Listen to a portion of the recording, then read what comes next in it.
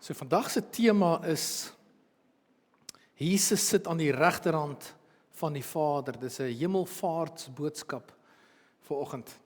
En die skriflesing is Matteus 28 vers 16 tot 20 en daarna Romeine 8 vers 34. Maar kom ek lees eers die eerste gedeelte. Julle kan my volg daar. Die 11 disippels het na Galilea toe gegaan, na die berg waarheen Jesus hulle beveel het om te gaan. Toe hulle hom sien, het hulle hom aanbid, hoewel party getwyfel het. Jesus kom toe nader en sê vir hulle, aan my is alle mag gegee in die hemel en op die aarde. Gaan dan na al die nasies toe en maak die mense my disippels. Doop hulle in die naam van die Vader en die Seun en die Heilige Gees en leer hulle om alles te onderhou wat ek julle beveel het. En onthou, ek is by julle al die dae tot die volëinding van die wêreld. En dan Romeine 8 vers 34, waar Paulus sê, wie kan ons veroordeel? Christus Jesus het gesterf, maar meer as dit, hy is uit die dood opgewek, hy sit aan die regterhand van God, hy pleit vir ons. Baie kragtige woorde daai. So om julle 'n bietjie agtergrond te gee, ons weet, ons het onlangs, 'n paar weke terug, was dit Paasnaweek gewees, waarna ons gekyk het, waarna ons geluister het na die kruisiging en die opstanding uit die dood, en daarna het Jesus aan meer as 500 mense verskyn, so was baie ooggetuies gewees, en vandag gaan ons kyk na die hemelvaart, daar waar Jesus opgevaar het, hemel toe. Nou, ek wil by 'n paar gedagtes stilstaan, ek wil eerstens stilstaan by Jesus se kragtige woorde, waar hy sê, al die mag is gegee aan hom, in die hemel en op die aarde. En dan wil ek gaan stilstaan by die groot opdrag.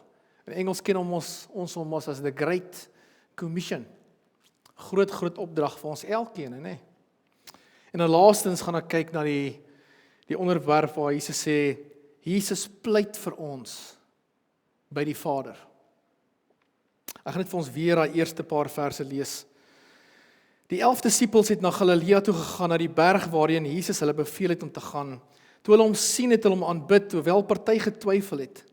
Jesus kom toe nader en sê vir hulle, aan my is alle mag gegee in die hemel en op die aarde. Dis 'n baie interessante stelling hier, dis 'n baie kragtige stelling. So hier sien ons 'n toneel wat afspeel. Hier is die laaste gesprek wat Jesus het met sy disippels. En dit speel af op 'n berg in Galilea. Dit kan ons sê dit is 'n herontmoeting van Jesus. En die Bybel sê toe hulle hom sien, toe aanbid hulle hom.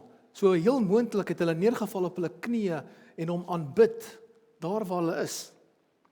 Hulle besef Jesus is God. Hulle besef dit. En dan begin Jesus die gesprek met die woorde, aan my is alle mag gegee in die hemel en op die aarde.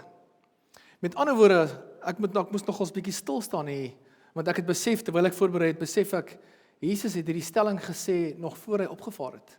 So nog voor hy opgevaar het hy al klaar, al die mag in die hemel, en al die mag op aarde, al klaar, nog voor hy opgevaar het hemel toe. So ek sê, hier is 'n baie kragtige stelling. So in my gedagtes het ek hierdie prentjie gekry van, Jesus is 'n kragtige God, kragtige heerser, met al die mag in sy hande. Maar vandag gaan ons bietjie kyk na 'n prentjie van Jesus. Ons elkeen het 'n prentjie van Jesus.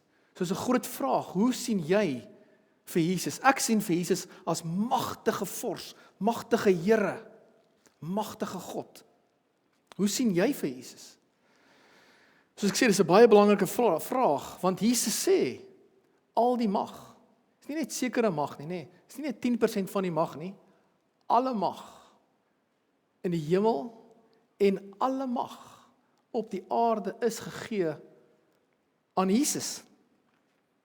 Ek weet nie hoe baie het ons dit al gehoor, of dalk besef ons dit nie eers heeltemal nie. Dit is baie kragtig, het ons al hieraan gedink. Maar wat beteken daai woorde, al die mag? Want ons weet, Jesus se almag was sigbaar op aarde gewees met sy prediking, al sy almag was sigbaar oor siekte, oor die natuur, oor die dood, oor lewe en ook oor die bose. Hy het sy almag getoon. Maar hierdie woorde van Jesus sê, nog meer mag. Daar is nog meer mag. Daar is nog meer mag in sy hande. Sy almag strek nog hoër en verder as wat ons besef. Nou hierdie woorde, aan my is alle mag gegee in die hemel en op die aarde. Dit beteken Jesus deel saam die Vader in die skepping se almag.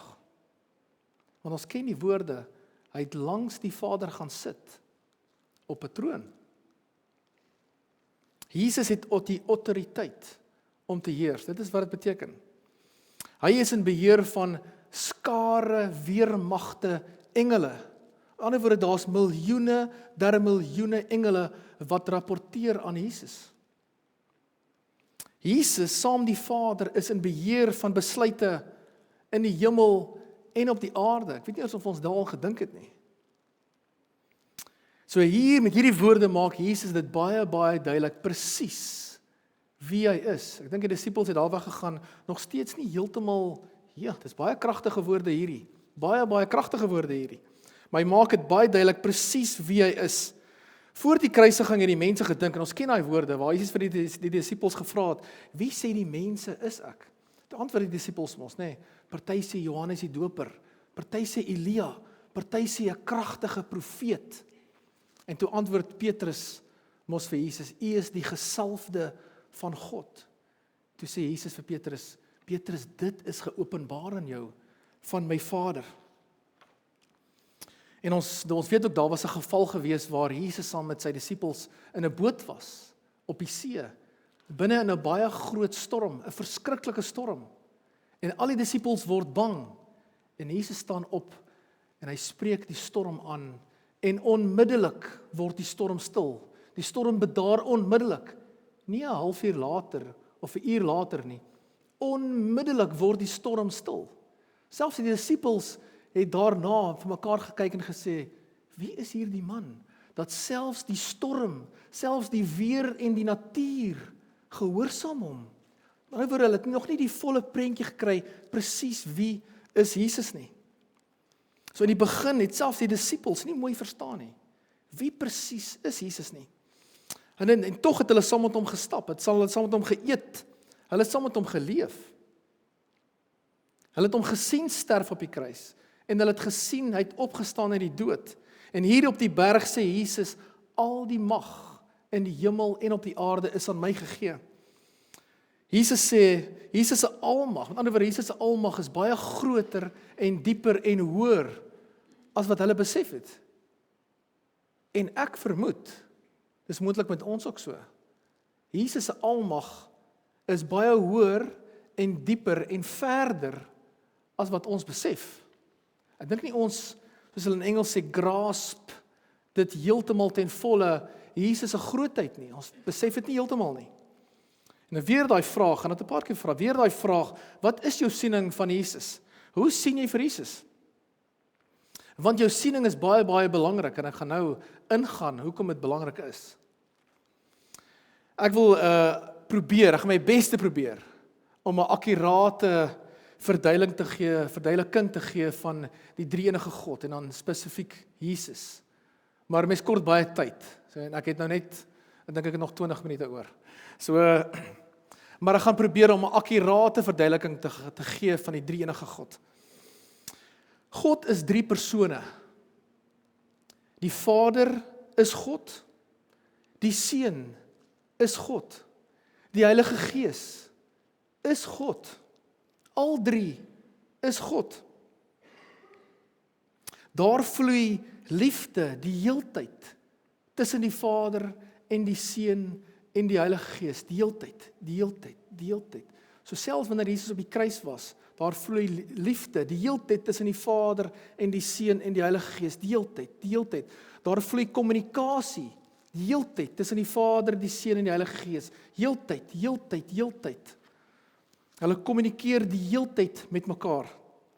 Die een is nie minder God as die ander ene nie. Die een is ook nie meer God as die ander een nie. En ek gaan dit nou verduidelik. Dis 'n baie goeie rede hoekom ek dit nou so sê. Al 3 is ewe God. Dieselfde krag, autoriteit en mag. Met dieselfde missie, of in Engels mission, nee, dieselfde mission, soos 'n sendeling, dieselfde missie, wil mense red. Maar verskillende rolle. Al drie het verskillende rolle. Die Vader, ons lees ons in die Bybel, die Vader is die skepper. Hy skep die aarde deur die Seun en vir die Seun, so in Kolossense 1 vers 16. Die Seun was na die kruis toe en hy het 'n pad oopgemaak vir ons na die Vader toe. Die Vader was nie gekruisig nie. Die Heilige Gees was nie gekruisig nie. Dit was die rol van die Seun. Dis interessant, nê? Nee? Die rol van die Heilige Gees is weer evangelisasie, bemoediging, geestelike groei. Hy is weer in beheer van dit. Al drie het verskillende rolle. Dit is belangrik om dit te verstaan. Jesus was gehoorsaam aan sy Vader. Ons sien dit gereeld in die Bybel. Daar is 'n vers, jy is reg. Dit is definitief so. Jesus was gehoorsaam aan sy Vader. Maar dit beteken nie Jesus is minder as die Vader nie. Dit wys na 'n ander rol. Julle weet, wat was die Joodse rede van Jesus se kruisiging?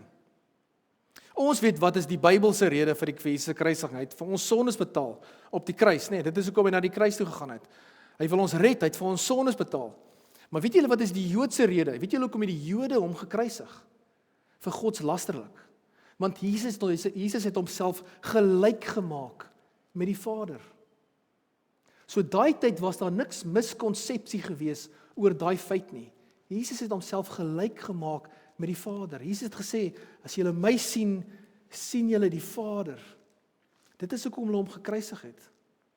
Hy het homself gelyk gemaak. Maar iewerste met die tyd het daai siening verander. Baie mense vandag sien dit nie so nie. Hulle sien nie Jesus as gelyk met die Vader nie. Iewerste het die siening verander. En ek wil julle graag vertel van 'n verkeerde siening. Dis baie belangrik om hierdie te onthou. Baie belangrik om dit te onthou. En julle moet asseblief nou mooi luister. Want hierdie is 'n siening wat oralste hoor jy dit. Jy hoor dit oralste.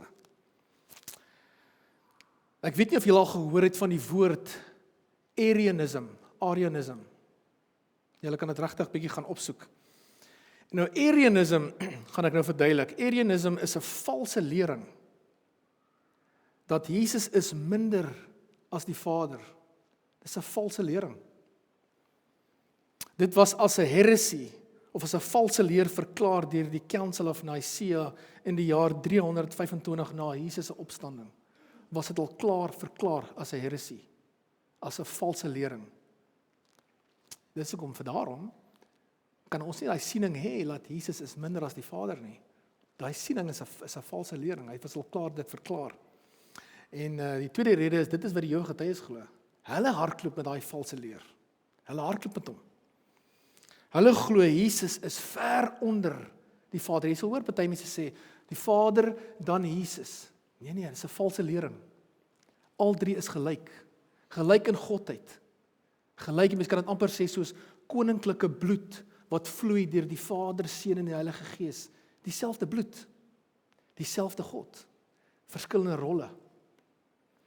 Die Jowiges glo in hierdie valse lering dat Jesus is ver onder die Vader. So daarom is dit 'n belangrike vraag, verstaan julle wat ek sê, nê? Daarom is dit 'n belangrike vraag, daarom is dit belangrik om mense 'n siening reg te kry oor Jesus. So as iemand jou vra, dan gaan jy vir hom kan sê. So wat is jou siening van Jesus? Hoe sien jy vir Jesus? Ek het nogals gedink aan nog 'n voorbeeld en ek het dit lank terug gebruik in my studies en ek het dit lank terug gebruik in preke ook. Ek kan ook 'n voorbeeld gebruik van 'n paleis. 'n Paleis met klomp wagte rondom hom, rondom die paleis. Daar is 'n koning binne die paleis en sy seun.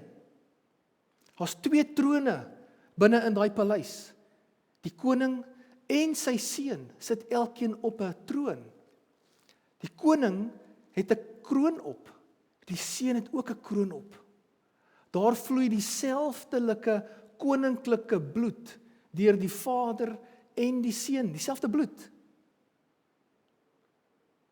Dieselfde goddelike bloed vloei deur Vader, Seun en Heilige Gees. Nou wat dink julle? Wat sal die koning doen as iemand van buitekant af inkom en hy stap na sy seun toe en hy haal sy kroon af en hy gee vir hom 'n kleiner kroontjie? Dink julle die vader gaan gelukkig wees met dit? Nee. Die vader gaan glad nie tevrede wees met dit nie.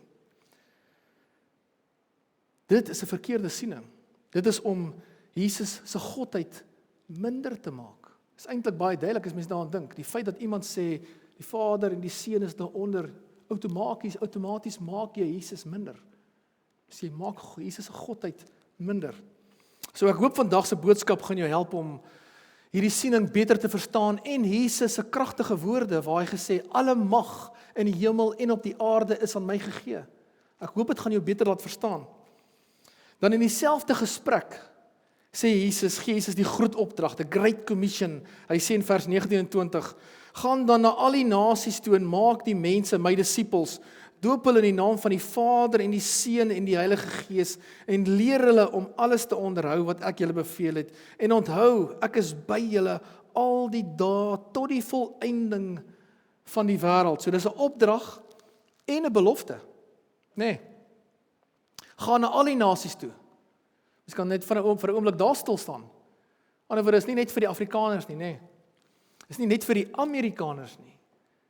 Is nie net vir die mense van Engeland nie. Al die nasies, geen uitsluiting. Al die nasies. Die evangelie van redding is vir al die nasies. Weet julle wat is die verskil tussen evangelisasie en disipelmaking? Want Jesus sê, gaan maak disippels. Maar daar's nogal 'n verskil. Weet julle wat is die verskil? Evangelisasie is wanneer jy uitgaan in die strate of selfs by jou werk. Wanneer jy die evangelie van redding verkondig, of van bekering verkondig, die goeie en blye evangelie verkondig jy. En die oomblik as die persoon dit glo en hy kom tot redding, daai is evangelisasie. Fantasties. Maar dan skakel dit oor na disipelmaking. Dan moet jy 'n pad stap met daai persoon. Dan stap jy 'n pad, 6 maande, 'n jaar, 5 jaar, partykeer 10 jaar, stap jy 'n pad met iemand. Disipelmaking, gaan maak disippels. Interessant, né? Evangelisasie is baie belangrik, maar dit is 'n bietjie anders as disipelmaking. So eintlik weet mens, disipelmaking moet mens iewers te betrokke wees. Waar jy met iemand 'n pad stap, of by 'n Bybelstudiegroep. Jy is of 'n disipel, of jy is besig om iemand 'n disipel te maak. Nee, dit is disipelmaking. So totdat daai persoon 'n volwassenheid bereik, dan gaan daai persoon weer aan, dan kry hy weer disipels. Dan maak hy weer disipels van daai mense. En so gaan dit aan. Dis 'n patroon. Dis die metode wat die Here Jesus ons gewys het. En ek kan voorbeelde vir julle wys. Byvoorbeeld soos Dominee Dani, julle ken hom. Hy het 'n pad lank met my gestap. Ek het weer 'n pad lank met Levon en ander jonger leiers gestap.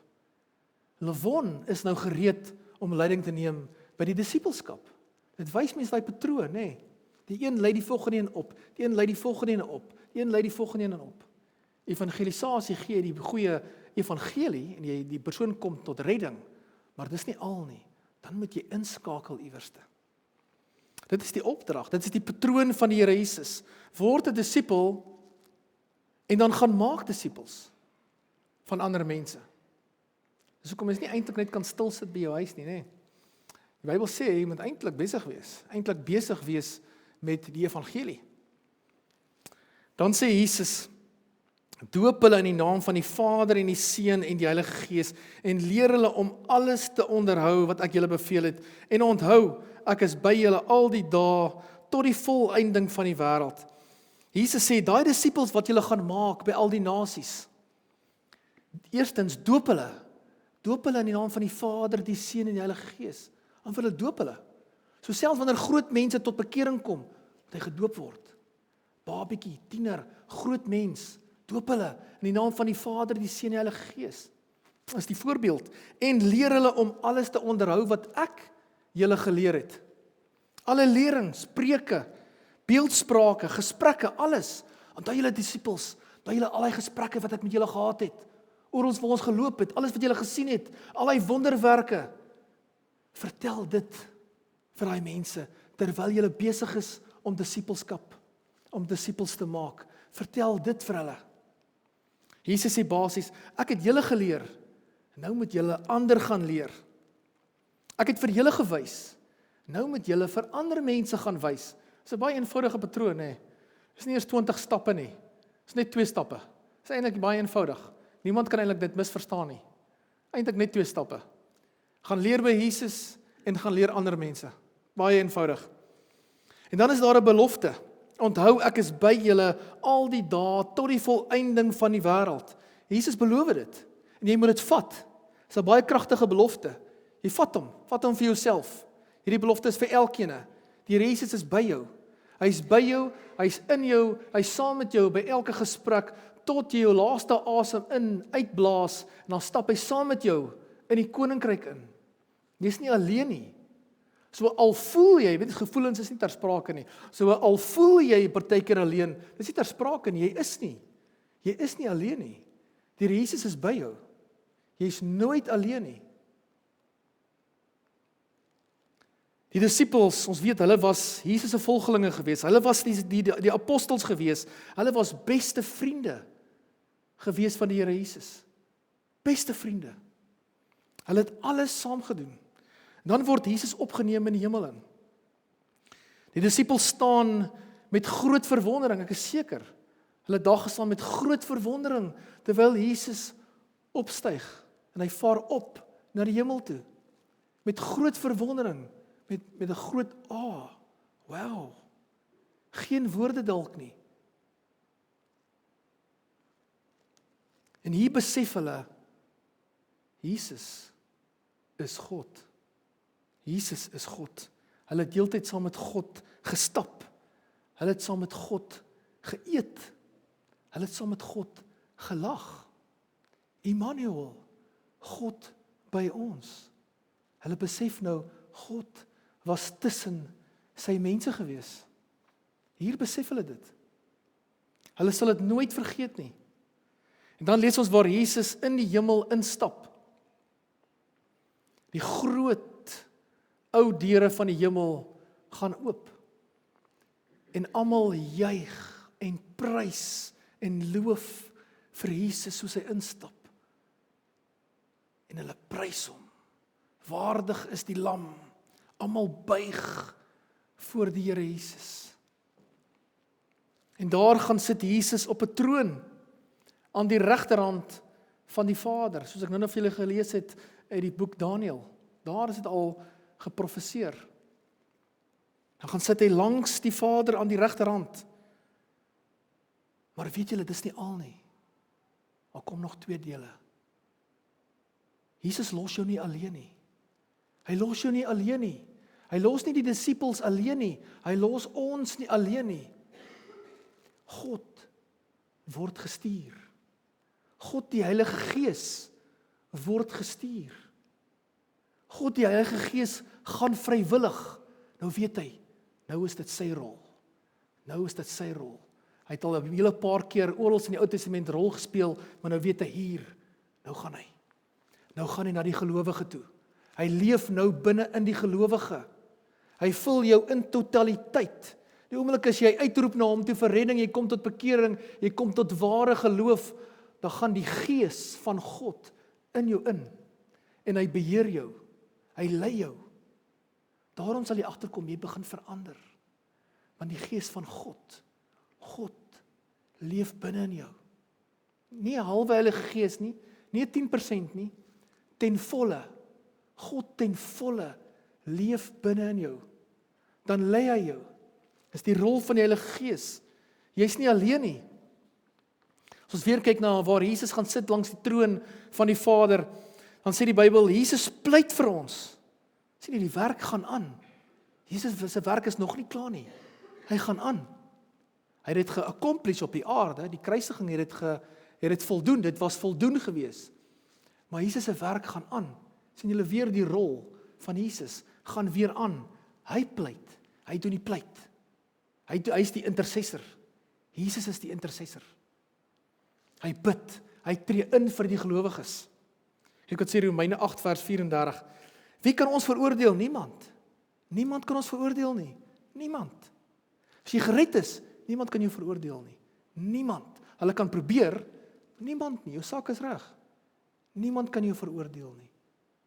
Niemand kan jou judge nie. Want jou saak is reg by die Here Jesus.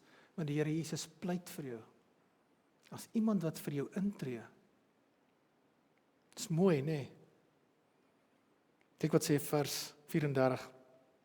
Christus Jesus het gesterf, maar meer as dit. Hy is uit die dood opgewek, hy sit aan die regterhand van God. Hy pleit vir ons. Hy pleit vir jou. Vir jou en jou man. Nie net jou man nie, nee. Hy pleit vir jou. Hy pleit vir jou kinders. Hy tree al klaar in vir jou kinders. Elke kind pleit hy. Wat beteken hierdie woorde? Jesus pleit vir ons. Dit beteken, soos ek gesê het, hy tree in vir die gelowiges, al die gelowiges. Met ander woorde, dit is 'n voortdurende intersessie. Voortdurend beteken aanhou. Hy hou aan. Dit is 'n aanhoudende gepleit. Want jy maak heeltyd foute. Jy maak die heeltyd foute. Hy hou aan pleit. Beteken hy soek jou daar. Hy soek jou daar. Dit stop nie. En dit beteken ook, Jesus se liefde is standhoudend. Selfs wanneer jy beproef word, of selfs wanneer jy begin twyfel, of skuldgevoelens kry. Dit maak nie saak nie. Jesus pleit vir jou. Al het jy 'n fout gemaak, Jesus pleit vir jou. Hy pleit vir jou. Dit is absoluut fantasties. Soos ek nou gesê het, met ander woorde, niemand. As jou saak gereg is by God, jy is wedergebore, jy het uitgeroep vir redding, jy is seker, jy is 'n kind van God. Niemand kan jou aankla nie.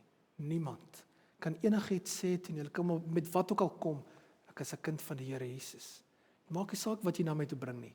Maak nie saak wat jy van stories wat jy van my versprei nie. Maak nie saak nie. Ek is 'n kind van die Here Jesus, ek is 'n burger van die hemel. Niemand kan my veroordeel nie. Dit beteken ook, Jesus staan, as hulle sê, Jesus staan in die gap. Hy staan in die gaping. Hy staan in die spasie tussen God en jou. Dit beteken hy bid vir jou. Hy tree in vir jou. Dit beteken hy is lief vir jou.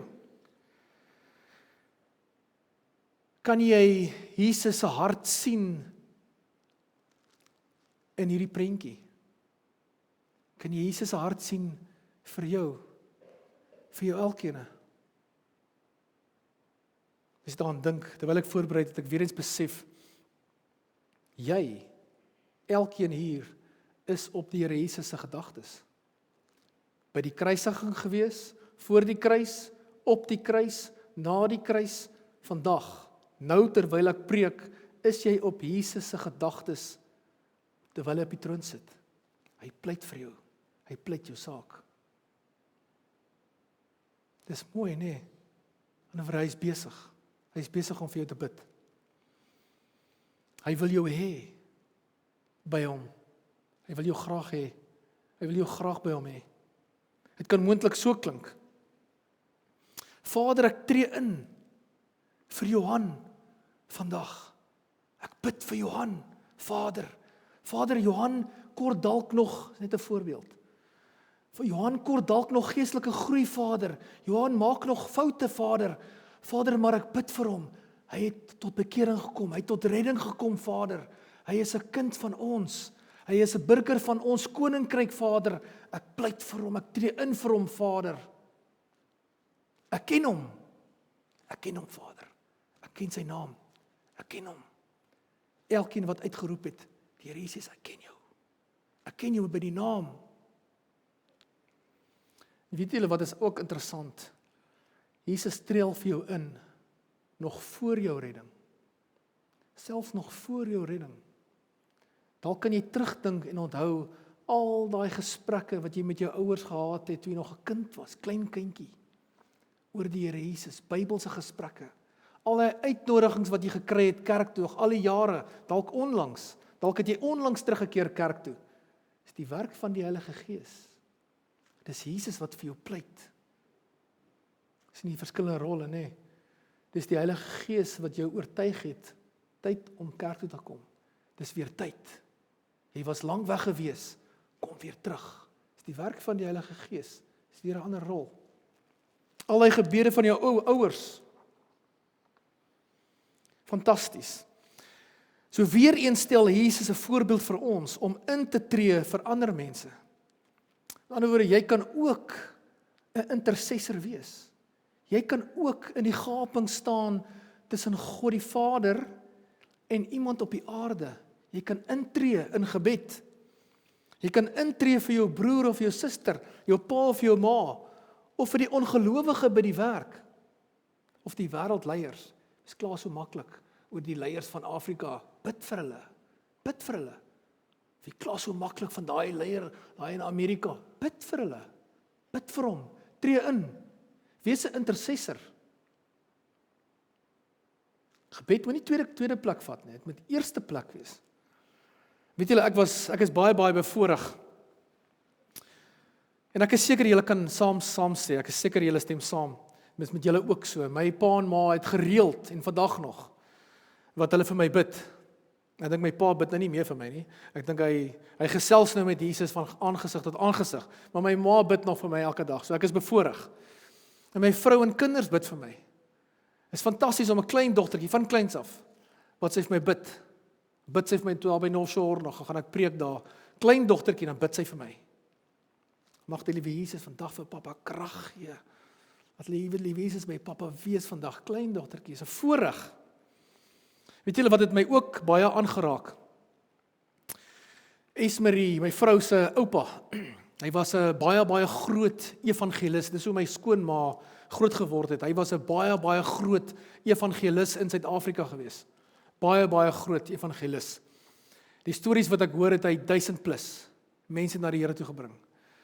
Wat hy gedoen het was, hulle gaan van dorp tot dorp, dan staan hulle groot tent op, dan adverteer hulle, dan kom die mense, 200, 300, 400 mense kom, dan preek hulle, oggend, middag, aand word daar gepreek, dan kom daar 200 mense, 300 mense tot redding, dan gaan hulle aan na die volgende dorp, toe die volgende naweek, sal hulle tent op, dan word daar gepreek, oggend, middag, aand, dan kom daar 200, 300, 400 mense tot bekering.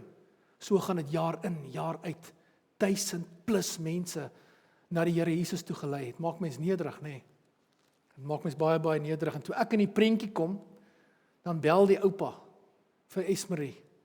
Dan sê hy vir Esmerie, is Jan godsvreesend?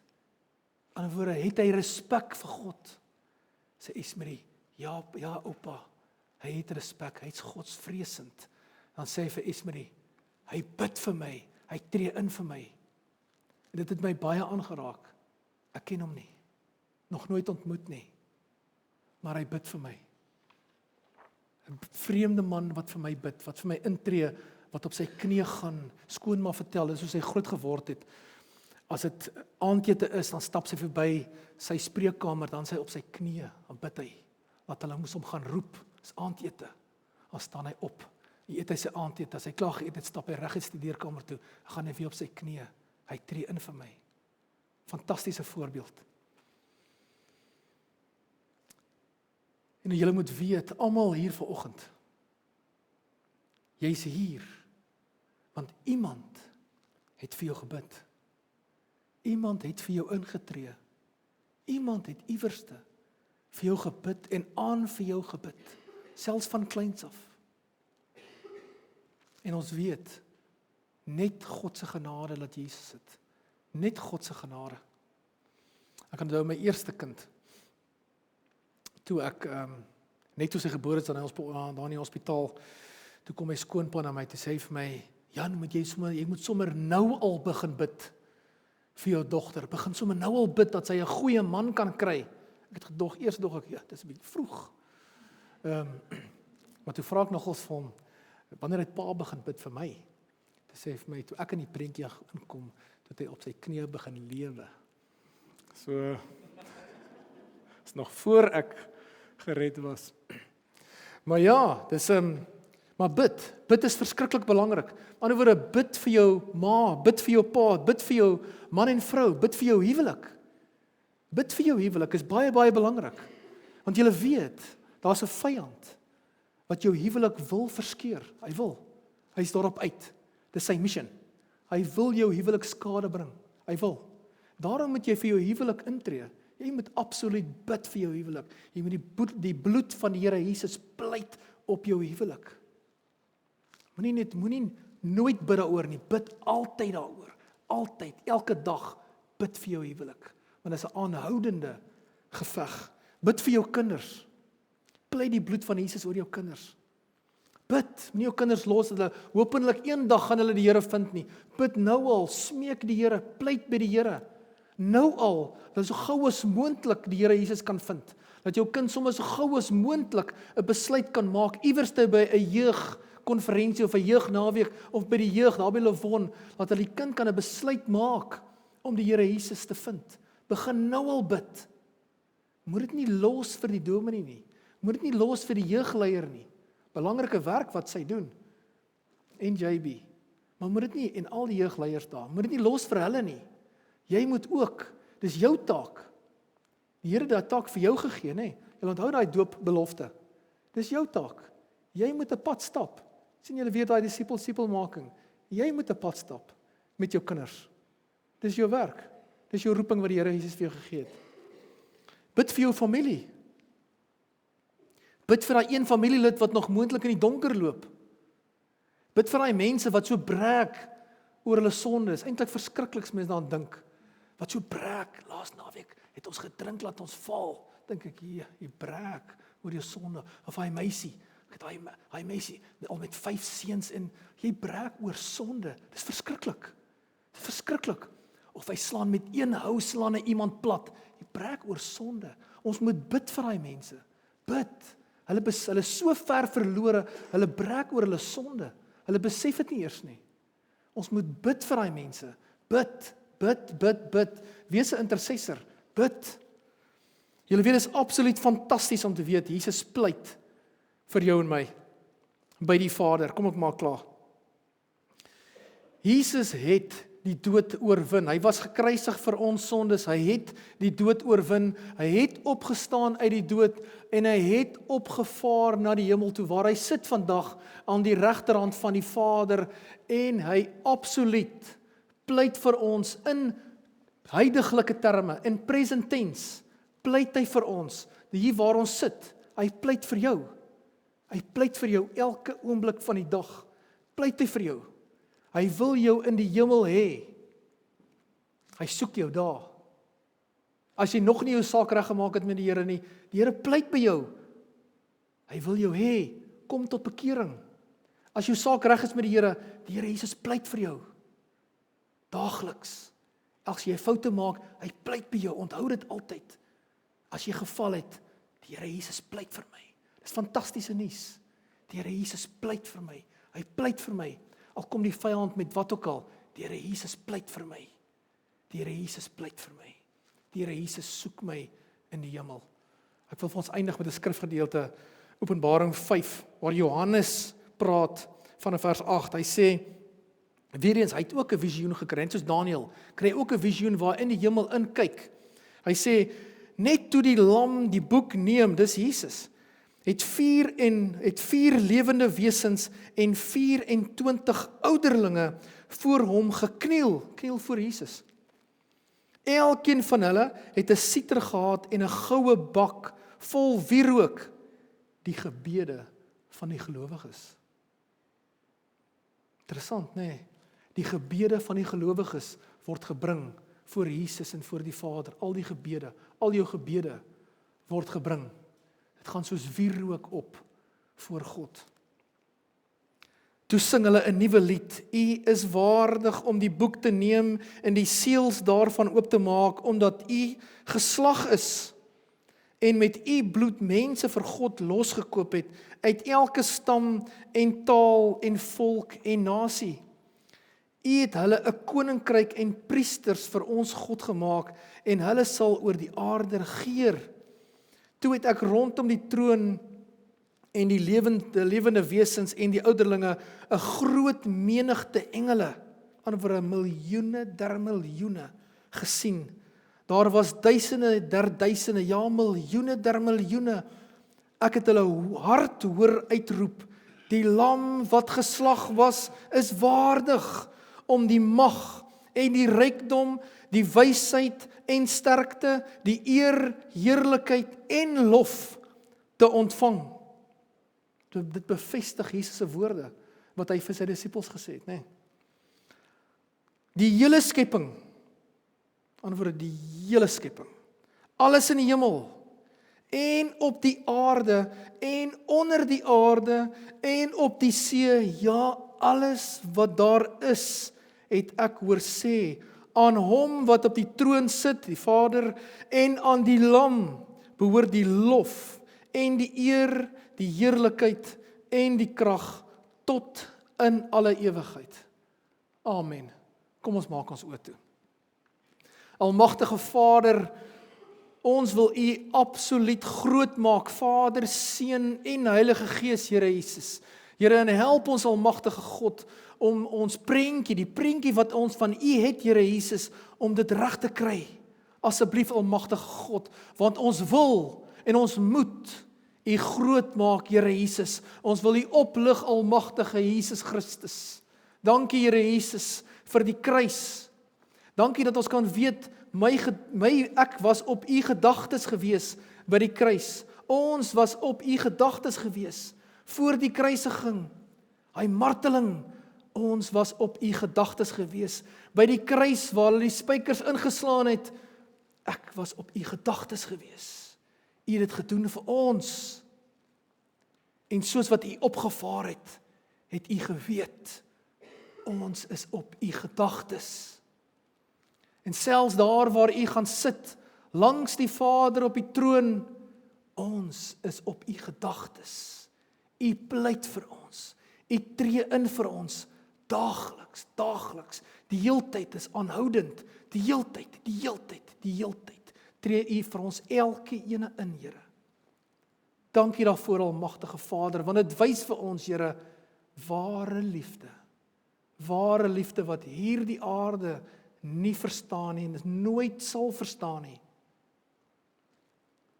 Dis 'n ware liefde, dat U begeer ons om by U te wees. U soek ons elkeen by U, saam met U, in U koninkryk.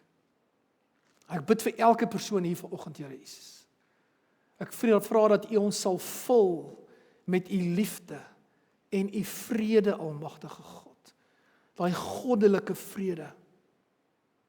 Daai vrede wat 'n mens nie kan kry op die aarde nie, dit is goddelik. Dit kom van God af. Net God kan daai tipe vrede gee. Ons vra vir daai vrede, Here Jesus. Laat dit in ons harte sal heers, Here Jesus. En dat ons hier sal weggaan met daai wete, almagtige God, dat U Gees leef binne in ons. En U Gees sal ons nooit verlaat nie. En U Gees het ons ten volle gevul. Ek bid dit in U groot en almagtige naam, Here Jesus. Gaan asseblief saam met ons waar ons gaan vandag, huis toe, winkels toe, die res van die week, Here Jesus, skole, werke, universiteite, gaan asseblief saam met ons, almagtige Vader. En beskerm ons, Here. Ons bid nou al vir ons kinders, Here. Ons bid vir ons kinders, ons bid vir ons huwelik, Here Jesus. Ons bid vir hierdie kerk, almagtige God. Ons pleit die bloed van Jesus bo op hierdie kerk, Here Jesus. Ons pleit die bloed van Jesus bo op al die leiers van hierdie kerk, Here Jesus. Ons pleit die bloed van Jesus bo op al die lidmate van hierdie kerk, Here Jesus. Ons pleit die bloed van Jesus bo op ons huise. Asseblief, almagtige God. Here, ons verwelkom U binne in ons huise. Elke liewe kamer, Here. Elke kamer. Heilige Gees, gaan asseblief, beweeg asseblief van kamer tot kamer in ons huise. Here Jesus, jaag uit wat nie daar moet wees nie, Here. Jaag asseblief uit as daar iets is in ons huise wat nie daar moet wees nie, Here. Want net U, drie-enige God en U engele is welkom by ons in ons huise, in ons gedagtes en in ons lewens. Ons eer U en ons is lief vir U, Here. Amen.